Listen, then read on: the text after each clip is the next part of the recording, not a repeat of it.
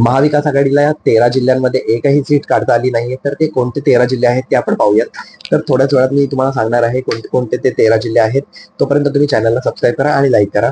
तर चला मग सुरू करूया. पहिली आहे ते वर्धा. वर्धा जिल्ह्यात त्यांना एकही सीट काढता आली नाहीये. तर दुसरी आहे जालना. जालनामध्ये सुद्धा महाविकास आघाडीची कोणतीच सीट आलेली नाहीये. तर तिसरं आहे जळगाव आणि चौथा आहे रायगड. रायगडमध्ये सुद्धा महायुतीचाच दबदबा आहे. तर नांदेडमध्ये वाटलं होतं की महायुती सीट काढेल, पण महाविकास आघाडी सीट काढेल, पण तिला जमलं नाहीये.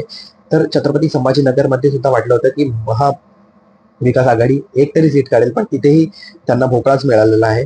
तर नाशिकमधून सुद्धा महाविकास आघाडीला एकही सीट मिळालेली नाहीये. तर हिंगोलीमधून सुद्धा मिळालेली नाहीये. तर धुळेमधून वाटत होतं काँग्रेसची एक तरी सीट येईल, पण तीही महाविकास आघाडीच्या नशिबी नाहीये. तर साताऱ्यामधून सुद्धा महाविकास आघाडीला एकही सीट आलेली नाहीये. आणि सिंधुदुर्ग जिल्ह्यात प्रश्नच बनत नाही, कारण तिथे तर शिवसेनेचा दबदबा आहे आणि निलेश राणे आणि दीपक केसरकर हा यांचा खूप मोठा होल्ड आहे त्या परिसरात. तर हे जे 13 जिल्हे आहेत त्यांमध्ये महाविकास आघाडीला एकही सीट त्यांची आमदार निवडून आणता आलं नाहीये. तर चला मग, धन्यवाद.